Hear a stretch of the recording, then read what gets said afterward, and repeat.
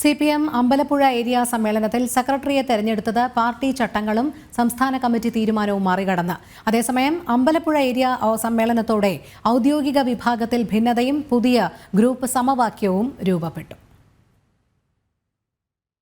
CPM Ambalappuzha area സമ്മേളനം ആരംഭിക്കും മുമ്പ് തന്നെ അഡ്വക്കേറ്റ് ആർ രാഹുലിനെ ഏരിയ സെക്രട്ടറിയാക്കാമെന്ന ധാരണ രൂപപ്പെട്ടിരുന്നതായുള്ള ആക്ഷേപം പാർട്ടി പ്രവർത്തകർക്കിടയിൽ ശക്തമായിരിക്കുകയാണ്. ഇതിനിടെയാണ് ഏരിയ സമ്മേളനത്തിലെ സെക്രട്ടറി തെരഞ്ഞെടുപ്പ് തന്നെ പാർട്ടി ഭരണഘടനയ്ക്ക് വിരുദ്ധമെന്ന അഭിപ്രായം ശക്തമാകുന്നത്. CPM സംസ്ഥാന സെക്രട്ടേറിയറ്റ് അംഗമടക്കം പങ്കെടുത്ത സമ്മേളനത്തിൽ പാർട്ടി സംസ്ഥാന കമ്മിറ്റി തീരുമാനവും പാർട്ടി ഭരണഘടനയും ഹനിക്കപ്പെട്ടു എന്ന വിമർശനമാണ് ഉയരുന്നത്.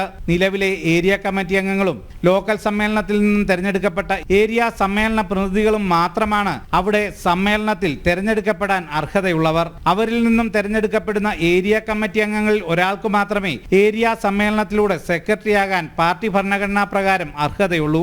ഇത് അറിയാതെയാണോ അറിഞ്ഞുകൊണ്ട് അട്ടിമറിച്ചാണോ രാഹുലിനെ ഏരിയ സെക്രട്ടറി ആക്കിയതെന്ന ചോദ്യമാണ് ഇപ്പോൾ പ്രസക്തമാകുന്നത്. നിലവിലെ ഏരിയ സെക്രട്ടറി തൽസ്ഥാനത്ത് തുടർന്നാൽ ആ വ്യക്തി ജില്ലാ കമ്മിറ്റി അംഗമായിരിക്കാം. എന്നാൽ പുതിയ സെക്രട്ടറിയെ തെരഞ്ഞെടുക്കുമ്പോൾ ജില്ലാ കമ്മിറ്റി അംഗത്തെ പരിഗണിക്കരുതെന്ന് സംസ്ഥാന കമ്മിറ്റി തീരുമാനമുള്ളതാണ്.